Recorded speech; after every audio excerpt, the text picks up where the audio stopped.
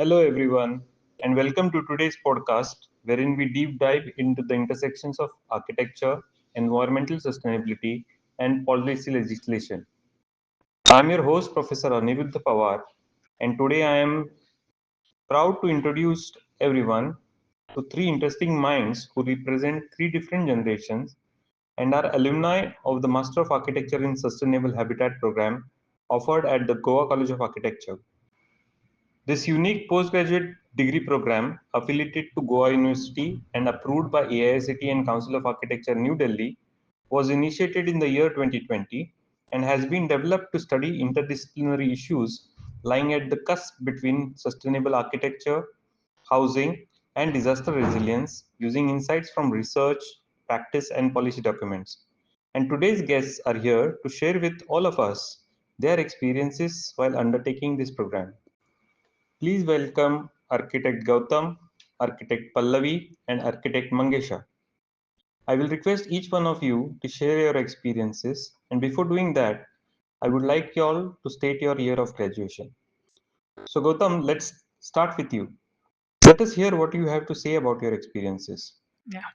First of all, thank you, sir. It's an honor to be here and to share my experience. I graduated as an architect in the year 2012 and completed my M.Arch in 2024. But I have to tell everyone that one of the first thing that struck me about the program was how it framed architecture within this larger canvas of global sustainable development. So we weren't just learning how to design buildings anymore. We were engaging with the development goals which were laid down by a higher body known as United Nations to all of us. So it was quite a different experience combined to a regular course. And the real shift came for me personally when we were introduced to Climate Smart Cities Assessment Framework 2.0, which is developed by Ministry of Housing and Urban Affairs. And it was fascinating to see how cities can be assessed using various indicators from mobility to energy to water management and governance. It just expanded our understanding from building scale design systems to thinking at large city scale. So it was completely different. And the framework is so adaptable, and it's very powerful tool for benchmarking any kind of development, not just in Goa but anywhere. It's helping it's very useful in helping cities to move towards sustainable goals which can be measured. So that is so important. Something has to be measurable, otherwise you wouldn't know whether some progress has happened or not compared to the previous performance. And once we know how to use one framework, then it is quite easy to implement any framework. And another major highlight of this program was learning GIS, geoinformatic systems, and it was fascinating. GIS just helped us layer information about physical space, human activity, infrastructure, and environment, everything in one interface. And it's no longer optional for architects and planner. By the way, it has become fundamental.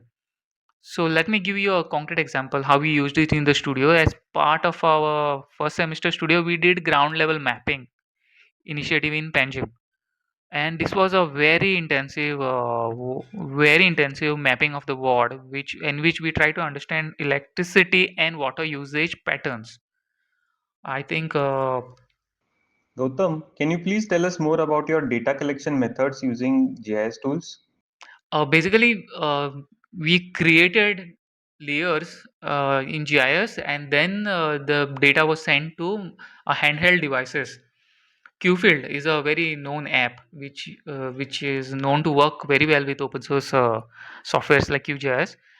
And the level of data collection which happened was really great. We could go to really hyper local levels, and after collecting data we could just relate it and find out where are the high consumption zones, where is exactly the leakage is happening, where are the bottlenecks, so that we could completely relate and talk about.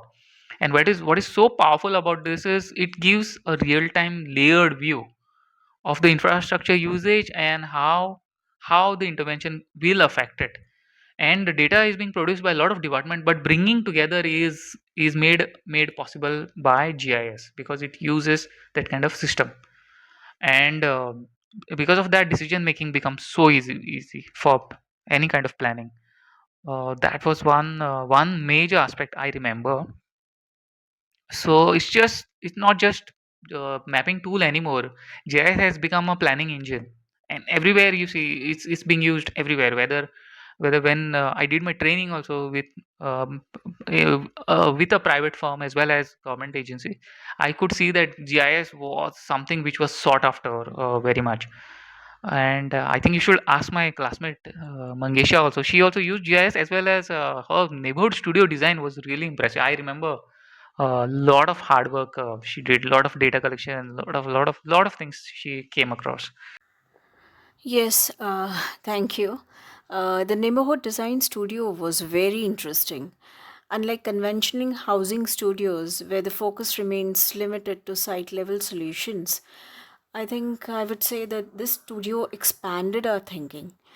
We were encouraged to approach the challenge of achieving sustainable development goals, looking as to how to create, vibrant, self-sufficient neighborhoods that support a healthy lifestyle, encourage local economies, and bring up inclusivity.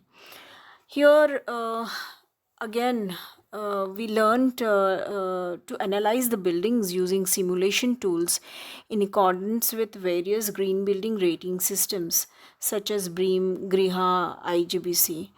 And for these kind of analysis, we also learn to use software called Revit and Insight to assess the daylighting, solar heat gain, and so on. Various strategies we learn to how we can reduce energy performance index, which is called as EPI. Now, all these simulation tools and the layered research and data validation techniques, overall, this process taught us not only how to design but to defend and improve our proposals with evidence. That was the part of our thesis. Uh, Overall, I would say the course gave me a lot of knowledge and practical skills in sustainable planning and design with a strong emphasis on environmental responsibility. Pallavi, can you tell us more about your summer internship, which developed into a very good design thesis?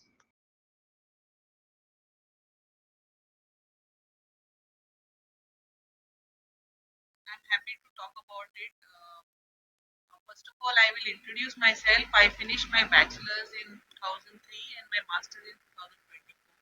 And I have running practice along with doing my master's. But what was truly encouraging for me to enter this course is the exposure that I got in the real field. So, in my internship period, I was interning with Goa State Biodiversity Board, and I was fortunate to be involved in the process of drafting the notification for Maimore Lake as the first urban wetland in Goa. This hands-on experience influenced my design thesis topic, which resulted in proposal to revitalize Maimore Lake. I gained an understanding of how the government systems work, how policies are implemented, and more importantly, where the gaps lie. With just a master B.Arch degree, I couldn't have had that platform or the opportunity to work on urban level projects in my state. To give you an insight into my research, it was focused on Maimori Lake Master, one of Goa's few urban wetlands and the first one to be draftified in the government gazette.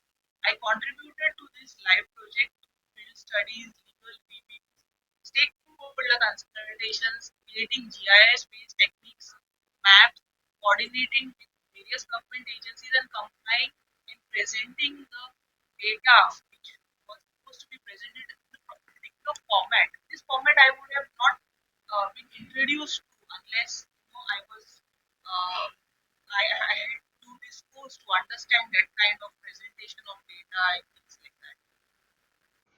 Do you mean to say you wouldn't have been able to achieve this goal without pursuing Master of Architecture in Sustainable Habitat? I'm not saying that maybe it would have taken me some few more years to understand how sustainable are influencing the habitat right now.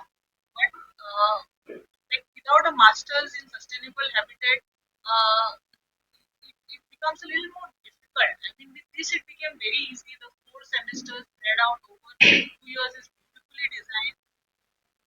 Give you the opportunity to research, to understand how research works, how green building rating systems work, sustainable urban planning concept of courses, various softwares that are introduced and integrated in the course, and they become very relevant to professionals like us, so that we can present our data and our projects, in a proper way.